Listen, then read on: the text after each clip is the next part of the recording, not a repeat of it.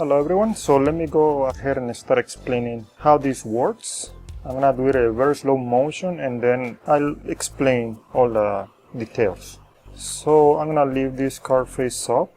Now this card, let me go ahead and tell you why it doesn't matter if you do it face up or face down. First of all, because this deck doesn't have much bending against when you put them back to back. So this is good for a move. It's not a must. However, let's assume these cards are completely folded like that. Then it's better to do this move with a card face down. It is imperative. But I explain those details later on. This is what is going on, okay? Let me leave it right there. In slow motion, this is what is happening, the overview. Okay, and that's it. I'll give you the 3 different spreads that I use, which is going to help you to cover this move much better, and why it might be better use some other spreads than the one I use at the last, which is from side to side, even though it looks quite easy. And that's how you should begin, by doing it very slowly. You shouldn't rush yourself when you start doing this move as a practice. Notice the spread.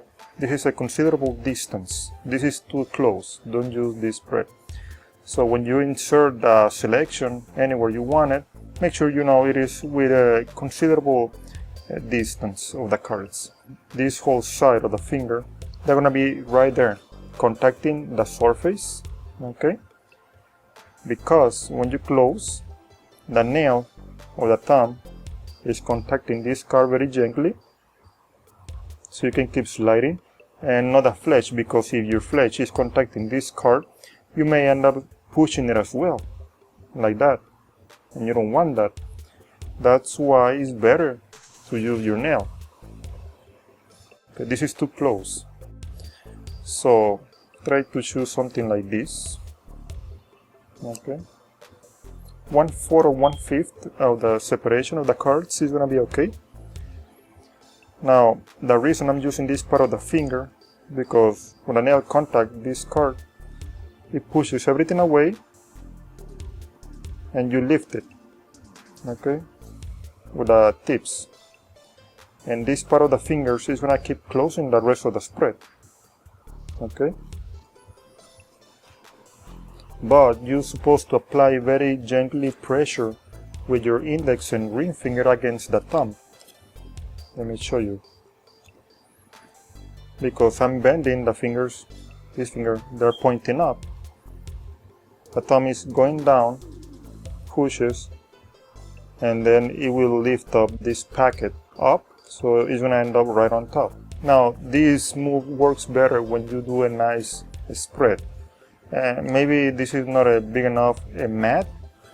If that's the case, for you as well, you can do it from corner to corner, and it's going to give you not only better distance, but also a better separation between cards. Okay, it doesn't matter where you really put it at. I prefer to put it somewhere about here, or about here, not really too much over here, so the thumb can do its work at the beginning. But like I said, it's not a must. It's going to be up to each and every one of you, depending on the situation. I have the selection right here. I leave it face down. Notice it's pushing everything and it keeps closing. Now also with this pass, you can control the selection anywhere you want. You can control it on top, on the bottom, or second from the top, in case you want to do an ambitious card routine, let's say. Keep it equal, use the other hand, so you prevent the other cards from moving as well. So this is the move, okay, and you end up with the 2 diamonds on top.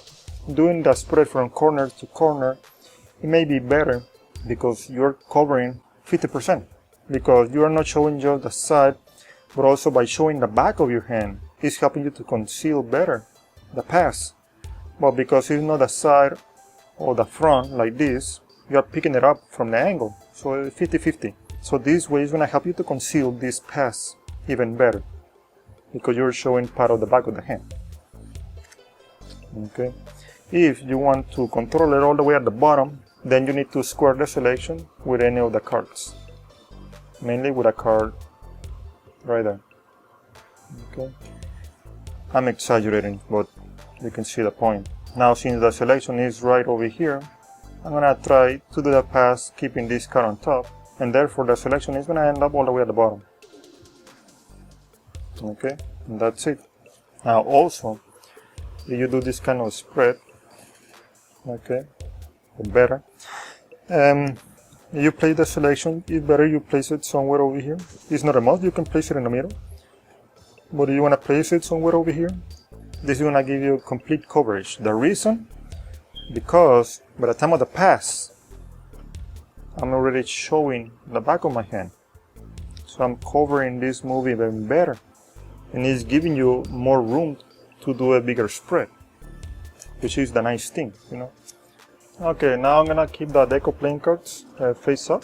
We can do this move much better. Notice the pass. I'm gonna try to control the 7 of clubs. And as you can see right there, these are the conditions. Again, this part of my hand is contacting the surface. When you scoop, these joints are gonna keep closing the spread. The tips are going up, pointing up. Because my nail is too short, I'm bending the thumb. It may look weird, you know, I'm bending my thumb. But you let it grow a little bit more, you make sure your nail is long enough that surpasses the flesh. So the flesh is not in contact with the selection, the 2 of spades. I'm gonna try to control it all the way on top. Push down. And because this packet has a little bit of an angle, as you can see, it's gonna help me out a lot to slide everything right in front of the selection away because of the angle, but don't over exaggerate it. Just keep it with the same distance of the very tip. As you close, you may accomplish this pass. Now, like I'm saying, this pass, I'm being able to do this with the cards face up because they're almost flat. If your cards are completely folded in natural shape like this, then it's better to do it with the cards face down. Because of the edges, they're already pointing down, okay? So that's imperative. You do this with a card face up, as you practice, it may be really tricky, to be honest. So it's a matter just to start doing this move slow, but again, try to keep a nice distance. This is a medium-sized mat. It's not that small, but it's not too big neither. So when you close, you can practice very slowly. Then you may start increasing the speed. As you practice, you may try to do it from corner to corner and see if that's more comfortable for you. It always depends. And the clubs. Alright. And that's it. And the clubs is right there.